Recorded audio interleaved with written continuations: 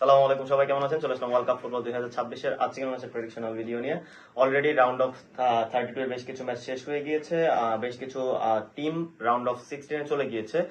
গতকালকে রাত্রের খেলা যারা দেখেছেন, সেখানে এই বিশ্বকাপের হেভিওয়েট একটা টিম ব্রাজিল নরের সঙ্গে 2-1 ব্যবধানে হেরে অলরেডি বিশ্বকাপ থেকে ছিটকে গিয়েছে। এরকম একটি ম্যাচ হতে যাচ্ছে আজকে দুইটি হেভিওয়েট টিমের, পর্তুগাল এবং স্পেন। আজকে হয়তো এই দুইটি টিম থেকে একটি টিমকে বিদায় নিতে হচ্ছে এই বিশ্বকাপ মিশন থেকে, অপরটি চলে যাবে সরাসরি রাউন্ড অফ 16 এ। বাংলাদেশ সময় রাত 1টায় যে দুই দল মাঠে নামছে, পর্তুগাল এবং স্পেন। পর্তুগাল লাইন আপ নিয়ে যদি কথা বলি, অলরেডি প্রেডিক্টেড লাইন আপ আমার সামনে চলে এসেছে। স্পেনের গোলকিপার পজিশনে উনাই সিমনকে দেখা যাবে স্বাভাবিক অর্থে, কারণ যদি লাফোয়েন্তের পছন্দের তালিকা আমি হিসাব করি, তাহলে ডেভিড রায়ার থেকে উনাই সিমন এগিয়ে থাকবে। আর বিশ্বকাপের প্রথম যে কয়টা ম্যাচ হয়েছে, সেখানে উনাই সিমনকে বেশি প্রায়োরিটি দেওয়া হয়েছে ডেভিড রায়ার থেকে। সেই ক্ষেত্রে গোলকিপার পজিশনে হয়তো আজকে উনাই সিমনকে দেখা যাবে, রাইট ব্যাক পজিশনে পেড্রো পোরো, লেফট ব্যাক পজিশনে Marc Cucurella. Already Real Madrid sign করে ফেলেছে কুকুরেলাকে। সেন্টার ব্যাক ডুও হিসেবে থাকছে পাউ কুবার্সি এবং এমেরিক লাপোর্তে। সেন্টার মিডফিল্ডার নিয়ে যদি কথা বলি, আজকে হয়তো একটা হাড্ডাহাড্ডি লড়াই হতে যাচ্ছে স্পেন এবং পর্তুগালে। যদি এই বিশ্বকাপ মিশনের সবচেয়ে হাইলাইটেড দুইটা মিডফিল্ড নিয়ে কথা বলি, তাহলে হয়তো একটা স্পেন এবং আরেকটি হচ্ছে পর্তুগাল।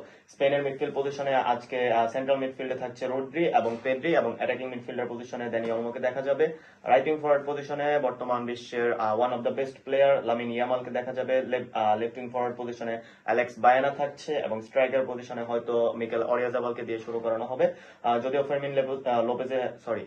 ফেরান তোরেসের একটা কথা বলা হয়েছিল বেশ কিছুদিন যাবত, কিন্তু অরিয়াজাবালকে দিয়ে হয়তো শুরু করাবে আজকে। অপরদিকে যদি পর্তুগালের প্রবাবল লাইন আপ নিয়ে কথা বলি, গোলকিপার পজিশনে দিয়াগো কস্তা, পর্তুগালের গোলকিপার পজিশনের সেরা প্রহরী হয়ে দাঁড়িয়েছেন তিনি এই বিশ্বকাপে। যদি লাস্ট ম্যাচটার কথাও চিন্তা করেন, তার বিশেষ কিছু সেভের কারণে পর্তুগাল আজকে স্পেনের সঙ্গে রাউন্ড অফ 16 এর ম্যাচটি খেলতে পারছে। গোলকিপার পজিশনে স্বাভাবিক অর্থে দিয়াগো কোস্তা থাকছে, রাইট ব্যাক পজিশনে জো চ্যান্সেলো এবং লেফট ব্যাক পজিশনে Nuno Mendes. Centre back duo হিসেবে রেনাতো বেইগা এবং রুবেন দিয়াস এই জুটিটাকে ইউজ করানো হতে পারে, কারণ রেনাতো বেইগা বিশ্বকাপ যখন শুরু হচ্ছিল, তখন হয়তো আমরা কেউ চিন্তা করিনি রেনাতো বেইগাকে দিয়ে পর্তুগাল টিমের ব্যালেন্স তৈরি করা হবে, যেখানে আমরা ইনেসিওর কথা চিন্তা করেছিলাম রুবেন দিয়াসের সঙ্গে পেয়ার হিসেবে। সেখানে রেনাতো বেইগা নিজের জায়গা দখল করে নিয়েছে। হয়তো রেনাতো বেইগা এবং রুবেন দিয়াস আজকের ম্যাচে ডিফেন্সিভ প্লেয়ার হিসেবে শুরু করবে। সেন্ট্রাল মিডফিল্ড নিয়ে বাড়িয়ে কিছু বলার দরকার নাই। ভিতিনহা, রুবেন নেভেস এবং ব্রুনো ফার্নান্দেস। যদিও রুবেন নেভেসের জায়গায় জো নেভেসকে ইউজ করলে হয়তো প্রপার ইউটিলাইজ করতে পারবে আজকে রবার্টো মার্টিনেস, কারণ আগের ম্যাচে রুবেন নেভেসকে ইউজ করানো হয়েছিল। তার পুরো ম্যাচে টাচ ছিল 21টা। স্বাভাবিক অর্থে একজন মিডফিল্ডারের পুরো ম্যাচে যখন 21টা টাচ থাকে, সেটা তাদের দলকে ভোগাতে কতটা ভুগিয়েছে সেটা আপনারা স্বাভাবিক অর্থে বুঝতে পারছেন।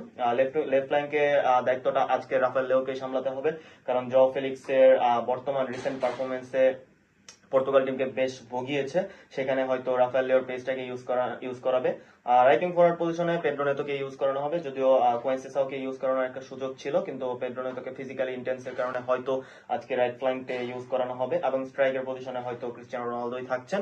যদিও গঞ্জালো রামোস আগের ম্যাচে একটা গোল করেছিল, তবে স্বাভাবিক অর্থে পর্তুগাল টিমের ক্যাপ্টেন ক্রিস্টিয়ানো রোনালদো আজকে হয়তো তিনি শুরু করবেন, এবং পর্তুগাল টিমটা অনেকটাই তার দিকে তাকিয়ে থাকবে আজকে। যদি ব্রুনো ফার্নান্দেস তার কি পাসগুলো ঠিক মতো রোনালদোকে ধরিয়ে দিতে পারে, তাহলে হয়তো রোনালদোর পা থেকে আমরা গোলও দেখতে পারবো। যদি আমি হেড টু হেড নিয়ে কথা বলি, তাদের total overall head to head match হয়েছে 11টি। তার মধ্যে পর্তুগালের জয় 2টিতে, স্পেনের জয় 3টি এবং 6টি ম্যাচ ড্র হয়েছে।